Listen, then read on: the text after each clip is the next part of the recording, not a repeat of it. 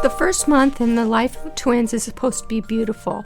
It's a time for the whole family to get to know each other, gaze into each other's eyes, feed your babies, diaper change, feed them again, try to get some sleep, then repeat it all over again several times a day. But it often seems to be so unpredictable. I'm Doris Kitchen, a postpartum doula, and I'm here to help new parents keep their sanities by creating a routine for your twins the first month of life. This is Twin Talks, episode number 6. The ultrasound shows your babies to be healthy. What? Did you say babies? You're huge. Are you having twins? Are they natural? Which one do you like better? Twins, huh? My neighbor's cousin's brother's uncle's a twin. So can they read each other's minds? How do you tell them apart? Twins? You got a 2-for-1. Do twins run in your family? Double trouble. You're not having any more, are you? At least you're not Octomom. If you're pregnant with twins or you're an experienced twin parent, odds are you've heard it all before. Now it's time to hear from the experts. This is Twin Talks, Parenting Times 2. Welcome to Twin Talks, broadcasting from the Birth Education Center of San Diego. Twin Talks is your weekly online, on-the-go support group for expecting and new parents of twins. So I'm your host, Christine Stewart Fitzgerald. Have you heard about the Twin Talks Club? Our members get bonus content after each new show, plus special giveaways and discounts. Subscribe to our monthly Twin Talks newsletter and learn about the latest episodes available. And another way for you to stay connected is by downloading our free Twin Talks app, available in the Android and the iTunes marketplace. Shelly, can you tell us about a new program we've got? We have a new virtual panelist program which allows you to participate from the comfort of your own home. You can follow along on our Facebook page or on Twitter, but if you'd like to become a part of the conversation, you can use hashtag TwinTalksVP to become a virtual panelist in our discussions. All right, thanks. Before we get started today, we've got a couple panelists in our studio, and let's go around and just do some quick introductions. So I'm going to start with Michelle across from me. Hi, I'm Michelle Rudden. I'm 33 years old, and I'm currently working part-time as a kindergarten teacher. And I have one set of twins, boy-girl twins, and they're 18 months old now. Wow. 18 months and working full-time with kindergartners. Part-time with kindergartners. The full-time would be a bit much. And Shelly, our producer. I'm Shelly Steely. I'm 30. I have identical twin boys, Grayson and Sawyer, who are 15 months old. And I do work full-time as a history teacher, but with high schoolers, not kindergarten. Wow, it's got a lot of education in the room. And for me, I'm Christine Stewart Fitzgerald, your host. Now, I've got my 4-year-old identical girls, Alexandra and Julia, and they just had their birthday. And so I got to say, it's becoming a lot more fun. There's a lot of fun in our house, a lot of role-playing. And then I have a singleton who just turned 1 year old, Michaela, and she's, so we got all 3 girls, a lot of fun.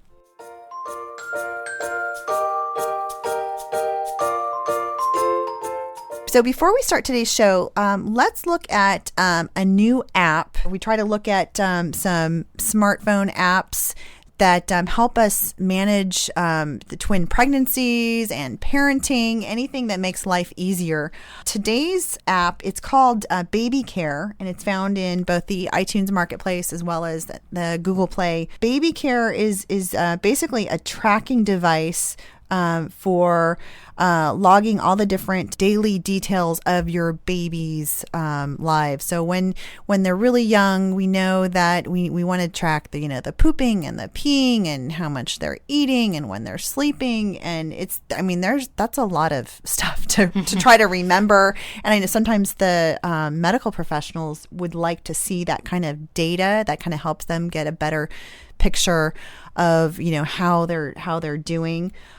So I know kind of the old school way is just, pen and paper, but, now we've got some apps here. What did you think of that? So we did pen and paper at first, because we had my mom coming over to help a little bit during the evenings. Basically, when my husband was at work, my mom would come stay with us in the early days, and pen and paper just worked best with 3 people trying to see, who had diapers when and who changed whom. But once I was back at work, we actually used a similar app, and it looks like this one has all of the same cool functions, but it's free, which is great. And it was just great because my husband and I could constantly be in touch about what was going on with the babies. So did one nurse for longer? Which side was one on? How many ounces did I pump? Who had a bath? Who had Tylenol? I mean, it really, with 2 babies, it's so easy to get confused. Not that we don't know which baby is which, but in the middle of the night, if you're giving one medicine, if you can just track it on an app, that way when the next baby woke up and it was maybe my husband's turn, it wouldn't give the same baby Tylenol again 2 hours later. So I could really see that it was definitely something that was useful for us in the early days. I mean, we probably used an app similar to that for almost 6 months, and that one looks great. Mm-hmm. And I should point out with the baby care, now when I was looking online for some of the baby tracking apps, most of them are designed for just single babies. There really weren't that many that offered the option of having multiple babies. So I think that's definitely something important. And I should mention this one was free as well. So this is a full service. They get their money by advertising. So Michelle, I mean, would you use something like this? Personally, I guess I am kind of old school because I went with the pen and paper. For me, when I was getting up in the middle of the night, that was not the time I wanted to be fidgeting around with my phone. But we used the little battery operated monitor that you could just kind of click on, and it would let you know when you last fed or changed each baby. We had one for each baby. Oh yeah, no, that's smart. That's definitely smart. Now, I mean, I have to say, I use the little timer, timers. But I have to say, since I've had my smartphone, I mean, it's pretty much attached to me all the time. So I mean, it's here it's 4 years later. I think I would probably use this just because it's usually in my hand anyway. And then, I would want to be looking for, kind of the sleep patterns, because we didn't really look at sleep patterns. It was more about okay, how long has it been since we changed their diaper? Oh, it's been 3 hours. They're probably wet, or we probably have a poopy diaper in our hands. We did use the app for when we were having sleep problems. We entered every single wake and sleep time, and it calculated for us charts of when they were sleeping and how long they were awake, and we used that to kind of build a routine from. So like I said, it was similar. I like that this one is free because I certainly didn't like paying when you're paying for everything else. But yeah, for me, I mean, with my husband and I working opposite schedules, we were never able to really communicate. Our phones are attached, it's surgically attached to my hand. So at this time, I could be pumping on my lunch break and look down and see that the babies had their bottles and that they were sleeping, and so I would know when I would get home later exactly what I had to do. So I think it's definitely very useful. Yeah. I will say I've got a lot of girlfriends using these type of things with their babies right now, and they're just loving it. Cool. Yeah, very cool. So I guess it really depends. Are you a tech person or not? Okay, so Michelle and Shelley, based on what you've seen, would you use this? Would you give it a thumbs up or thumbs down? What's your thoughts? I would give it a thumbs up as a recommendation. However, for myself, I'd probably give it a thumbs down. I just know that I wouldn't keep track of it or use it. It's just not for you, but maybe it's an okay app for someone to recommend to somebody else. Absolutely. I would give it a thumbs up. Definitely something I would use. Awesome. And, I have to say, when I downloaded it to my phone, I, put my singleton, who's now 1, and I thought there might be some value in kind of just tracking her sleep. We're trying to get her to sleep the night, so might be a good thing.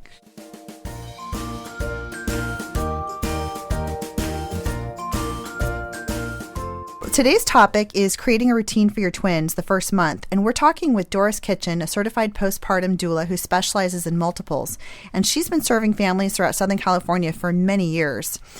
So now, Doris, I know in an earlier episode, we had talked about bringing home twins in the first week, which just wow, major change. How does this really change from 1 week to going to the first month of the life of twins, and what kind of developmental changes and transitions usually take place within that first month? Well, in the first week or so of life, you're really looking for the weight gain of the baby and get them peeing and pooping and regulated to being on the outside of mama. Then after that, I'd say, after day 5 to 7 to 10, you actually it gets easier, and you start having fun with your baby, looking forward to them to wake up versus, oh no, they're awake again. What do I do? So developmentally, there's so many things that are taking place. The fat in their brain is developing better. They're getting a wake sleep cycle. They're born kind of nocturnal. Now they're learning the difference between sleeping at night versus sleeping all day. And moms feel more rested or can if they have support. Oh, definitely. So, it sounds like the babies are learning to sleep at nighttime. Does that mean that some babies actually sleep through the night? in that first month, or is no? Should we even think of that? It's really dangerous to let the baby sleep more than 3 or 4 hours. It depends on what their weight gain is. So if your baby has a weight gain of a half an ounce to 2 ounces per day, you can let them go that extra hour at night without waking them up for a feed. So you can go a 4-hour stretch if they're capable of it, and then add on to your successes. So depending on how fast you get the baby and how effectively they're nursing or bottle feeding, the criteria is they're gaining between a half an ounce and 2 ounces a day, they're 3 months of age, or they've doubled in weight to let them sleep through the night. Okay. So doubling their birth weight within the first month, and then or within whatever time period. Generally doesn't happen. Okay. Okay. Yeah, you're on the process. In the process. So we should just not have that expectation at all. So, I mean, as far as sleeping then, I mean, what are the sleep requirements for babies in this time period? I mean, I always hear that babies are just sleeping all the time. And I don't know. I think with my twins, I just did not find that to be the case. I mean, I have a few pictures of my babies in their little carriers, and it was cute, but I don't have a lot of memories of them sleeping a lot. Babies usually sleep between 15 and 18 hours a day. And after they eat, they get, especially if they're breastfed, they get kind of an oxytocin download, and they tend to be really sleepy during and after their feed, and then kind of wake up 20 or 30 minutes later, and you're like, I just fed you. But they're not waking up for that. They're waking up for the opportunity to be awake and to learn to live their life and have connection with their surroundings. So it's all a huge learning process for them. Their world is so vastly different on the outside of mom than it is on the inside of mom. Mm-hmm. So look for little windows of time for them to be awake during the day. Generally, the first month they can do that, or should be doing that 2 to 3 times per day. Mm-hmm. And if you can get a rhythm going with them, then their wake-sleep cycle, you can I don't ever use the word sleep train, but technically that's what's happening is you're showing them they're safe to sleep now. You don't have to be awake, but if you'd like to be awake, and then how to go back to sleep. Mm-hmm. In a calm way. Yeah, without mom bouncing and, all that for 45 minutes. And so if they're sleeping, I mean, so the average rate is 15 to 18 hours a day. Now, that's for full-term babies as well as preemies or does that change? Preemies are a huge difference there. When a baby is premature, I like to teach moms that you need to be treating them like they're not born yet. So you have to kind of supplement or augment what would be happening in the womb. So the feedings need to be consistent. Everything needs to kind of be in a nice routine. It's because you want them to develop. And then after they get to term, sometimes babies will, a couple of weeks before term, they really start getting it. Right? So it's a learning curve. Yeah. But I always tell moms you're gonna be really tired when you bring home preemie babies, because it's such constant care and you can't really let up because you're their lifeline. Mm-hmm. And then after they get to term and they're stronger, then you can start letting them, have a little more space in the world and adjust their own eat-sleep pattern by themselves. And I would think that, I mean, if sleep patterns are different for preemies, with their age adjusted, probably the same would be for nutritional requirements as well. Right. Preemies are going to sleep most of the time. And so you're going to have to wake them up to feed them and then diaper them and nurture them, hopefully hold them a lot. That's kind of a battle to just get them to wake up long enough to eat. Okay. So the old adage about don't wake a sleeping baby doesn't apply to preemies. Does not. Okay. Not at all. We'll wake them up. So I guess for healthy term babies. So what are some nutritional requirements? I mean, I know that, for a lot of the breastfeeding moms, especially, we go, well, gosh, how much milk should we be producing? Or, if they're drinking formula, how much should they be drinking within that first month? It's a max of half an ounce per pound of baby, which is a lot of food. If you're breastfeeding, you want to feel your breasts before you put the baby on and really learn your body language and how swollen is my breast right, how much milk is in my breast right now. And it's really the baby demands it, the body supplies it. It's not the opposite like we hear supply and demand.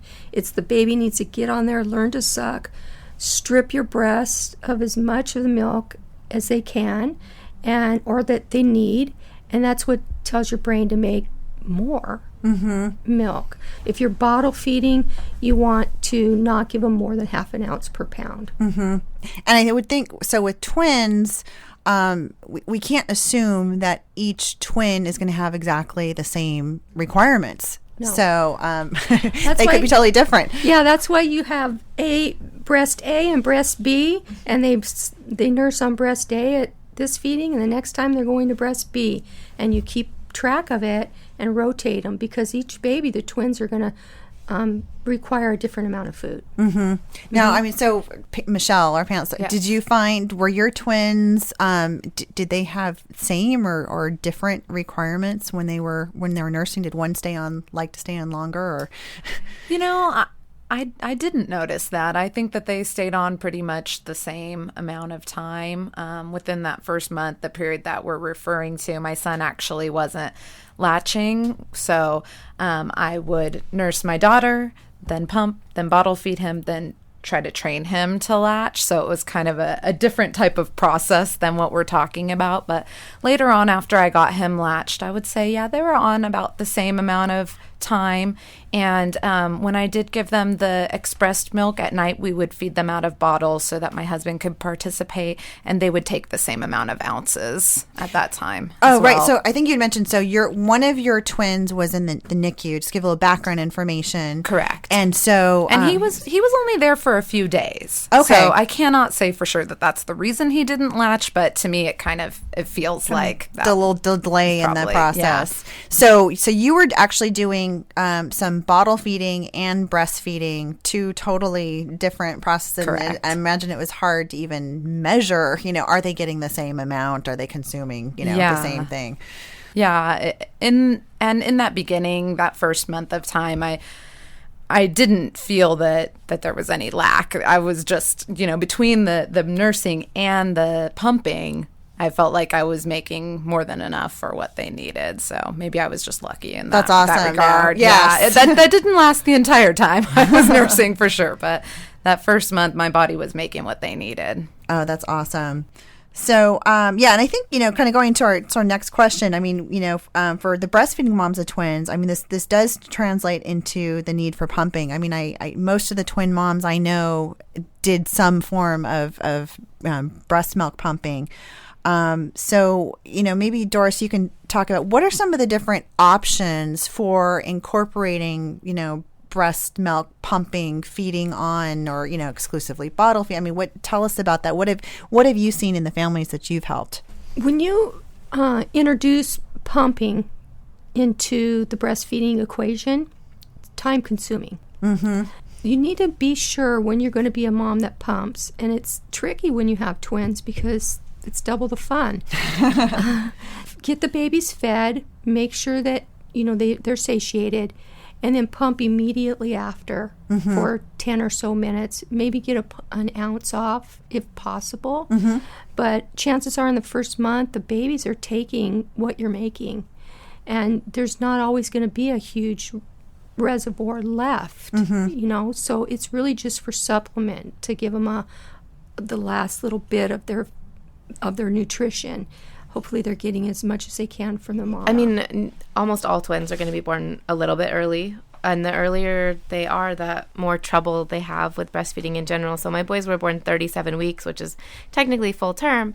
And they had no latch issues ever, thank goodness. But they were falling asleep while nursing because they were just so exhausted from the energy that it took. And they weren't getting enough, so they were losing weight. And I had I had a lactation consultant visit me in the hospital, and it was we were okay with just breastfeeding, but like almost every twin mom I know, at some point you have to pump and supplement a little bit.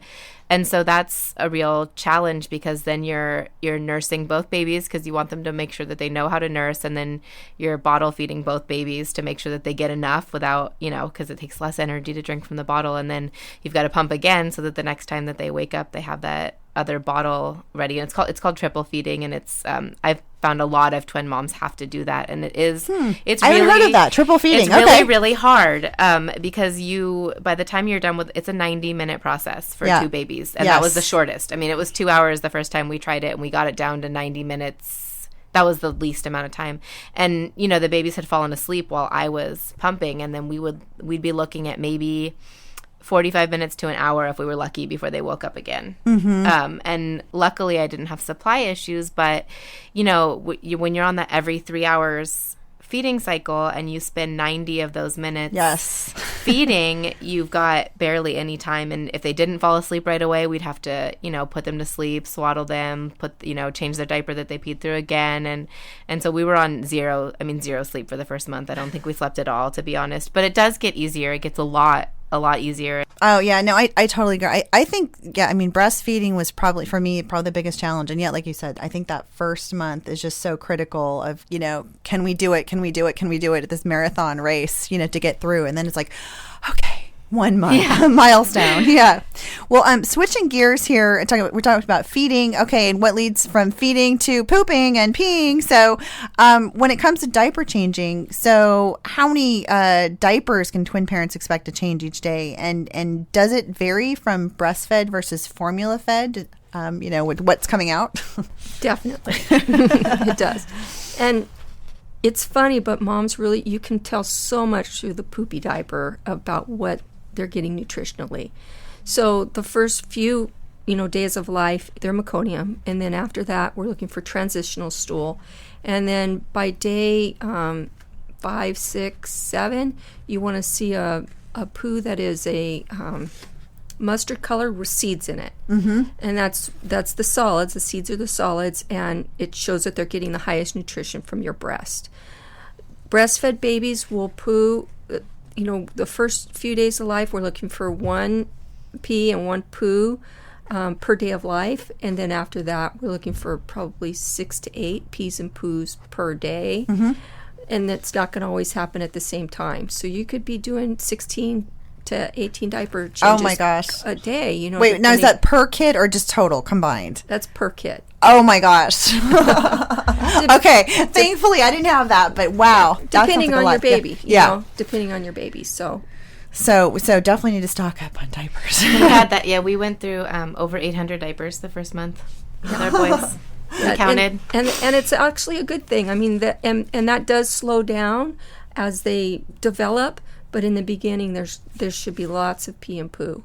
Okay. Well, when we come back, we're going to look at how these different needs, they translate into a typical awake and sleep cycle during the day.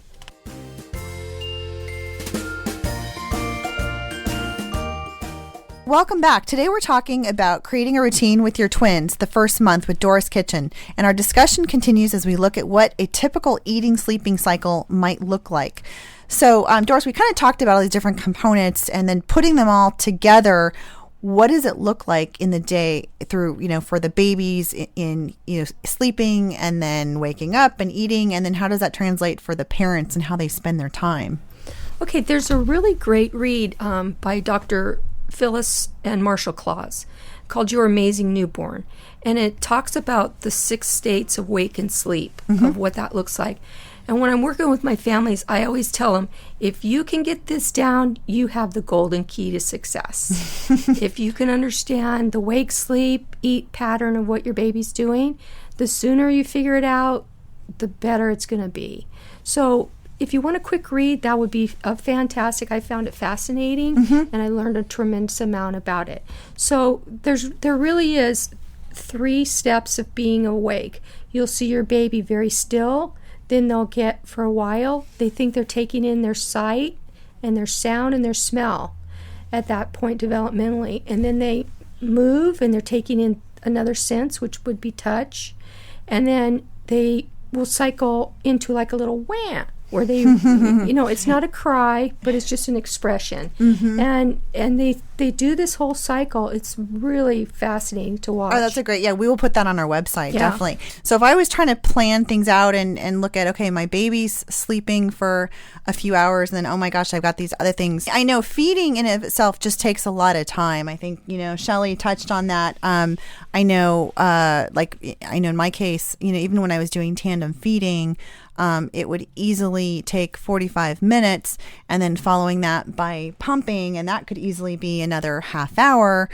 So it was kind of it seemed like it was an assembly line process, like, okay, feeding, and then I had, someone helping me, and I'd literally hand them off, and, they'd get diapered, and then they get to nap, and then it's my time for pumping.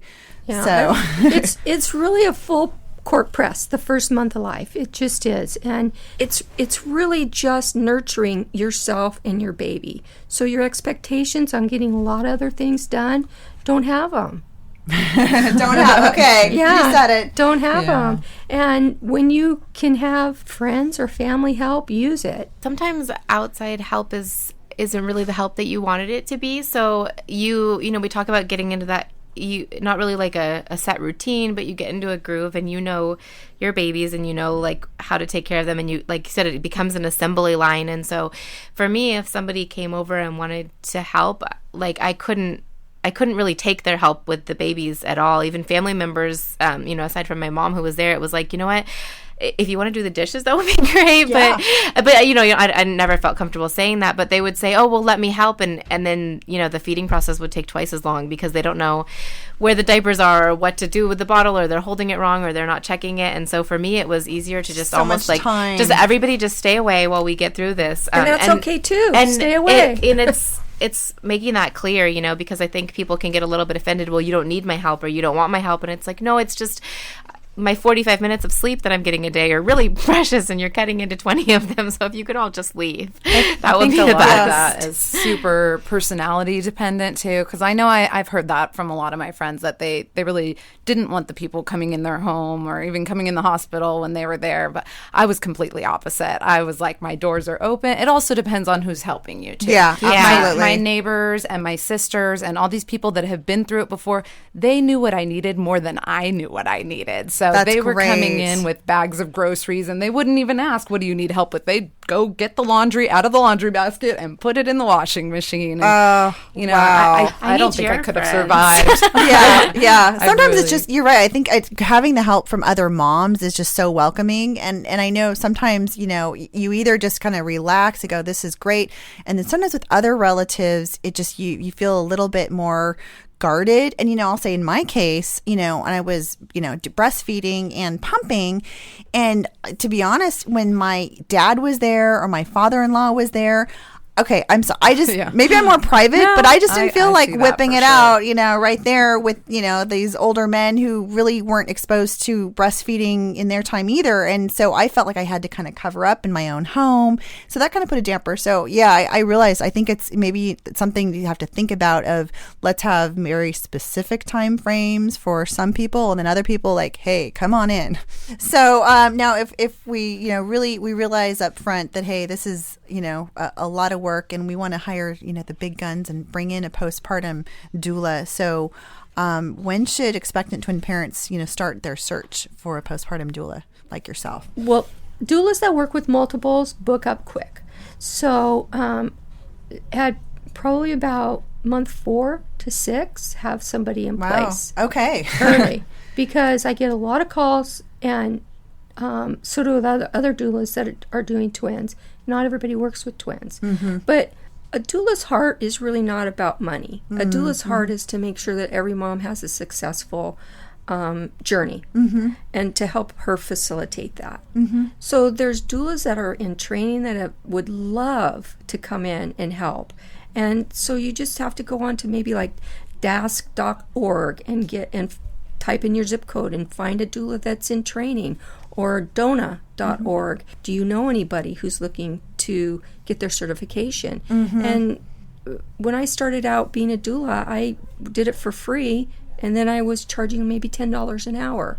Wow. And you don't have to have somebody come all night long. If you get the support 4 or 5 hours during the day, moms can nap, get a meal, get a shower, and just taking that load off, that second pair of hands that can be with your babies, that understand their development, can make life so much easier. Oh my gosh. Had I known that, I think we would have gotten a postpartum doula. I have to admit that I thought, oh my gosh, this is a luxury for people who have, a lot of money, and we didn't think we could afford that. So, that is so great to know that doulas are working on like sliding scales and doulas in training, and that it really is accessible for everybody. Well, I think we're going to wrap up, and I want to say thanks so much, Doris, for joining us today. And for more information about creating a routine for your twins the first month, or for more information about any of our experts or panelists, visit the episode page on our website.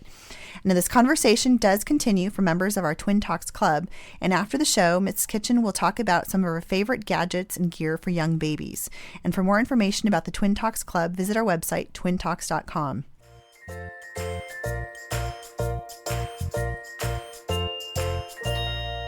Here's a question from one of our listeners. This comes from Stephanie of Virginia. I recently downloaded the Twin Talks app. I travel a lot for my job, and I don't always get a clear internet signal. Is there a way to download episodes and listen to them later? Hey, Stephanie, this is Sunny. I'm one of the producers on Twin Talks, and thank you so much for downloading our Twin Talks app. We are big fans of our apps because we all listen to apps, and it's a great way to listen to the show on the go when you're out with your little ones. And so downloading the episodes, this is really easy to do because I know, at least personally with me, I don't always get great reception with my phone either. So when you log into the app, you're going to go to the episodes page, which is the main page on the app. And you'll notice next to each episode, there's a little star. Well, when you do have good reception, if you click on that little star, you're going to see this little ring. It turns yellow and this little ring starts to form around the episode. When that ring is complete, so it forms a circle around a star, that means that the episode is downloaded to your app. So regardless of what kind of internet signal you're getting, that's actually on your app. You can listen to it whenever you want. So if you're going to be traveling or you're not going to get great reception, you may want to do this ahead of time to be able to listen to the episodes whenever you want. Thanks so much for your question. That wraps up our show for today. We appreciate you listening to Twin Talks. Join in on the discussion by posting your comments on the Twin Talks Facebook page or by calling our voicemail at 619-866-4775. And don't forget to check out our sister shows, Preggy Pals for expecting parents, the Boob Group for moms who breastfeed their babies, and Parent Savers, an online support group for new parents. And next week, we're going to delve into the science of twinning and talk about twin types. This is Twin Talks Parenting Times 2. This has been a New Mommy Media production. The information and material contained in this episode are presented for educational purposes only. Statements and opinions expressed in this episode are not necessarily those of New Mommy Media and should not be considered facts. While such information and materials are believed to be accurate, it is not intended to replace or substitute for professional medical advice or care, and should not be used for diagnosing or treating healthcare problem or disease or prescribing any medication. If you have questions or concerns regarding your physical or mental health or the health of your baby, please seek assistance from a qualified healthcare provider. New Mommy Media is expanding our lineup of shows for new and expecting parents. If you have an idea for a new series, or if you're a business or organization interested in joining our network of shows through a co-branded podcast, visit newmommymedia.com. Hey mamas, don't forget to check out Mighty Moms. It's our online community built for new moms just like you. Not only can you connect with other moms, but you can also join us backstage for special mom-only online events. And you'll also be notified when we're recording so you can join us as a special guest. Visit our website, newmommymedia.com, and click on the Mighty Moms banner. It's free. That's newmommymedia.com. See you there.